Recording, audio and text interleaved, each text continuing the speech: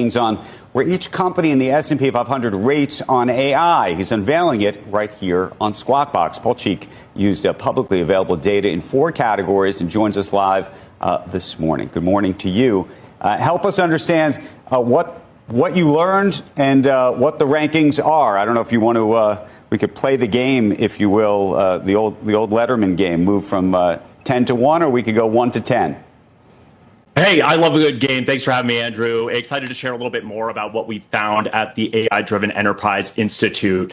And what it ties back to is this simple idea that from Peter Drucker, you can't manage what you don't measure. And for quite some time, we've been unable to truly measure AI maturity because surveys and existing rankings are generally overstated. What we've said is we want to identify the behavioral basis, evidence-based from publicly available data as to how mature AI-driven enterprises are today, the S&P 500. What we found by profiling 10,563 board members and executives is that there is a huge AI literacy gap amongst boards and C-suite executives teams. What we found is that at the high level, information technology companies are at the top and materials companies trail. We're really excited based on the data, not just in looking at who's at the top of the rankings, but also who we might expect to be at the top who currently aren't. So when you look at that, how much of this is moving around? How much of this is sort of static, do you think?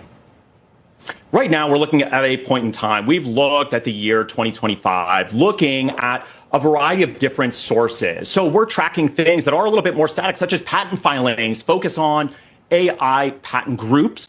We're looking at source documents from websites, job posts. We're looking at everything from articles, keynotes, presentations, podcasts where executives are mentioned, as well as one of the leading indicators of culture that will exist within the workforce for any of these S&P 500 companies. And obviously, one of the big questions we talked about earlier this morning is just the idea of jobs. You talked about looking at job postings in the context of AI. There's also the question of whether there's going to be job firings in the context of AI or just not job hiring, if you will.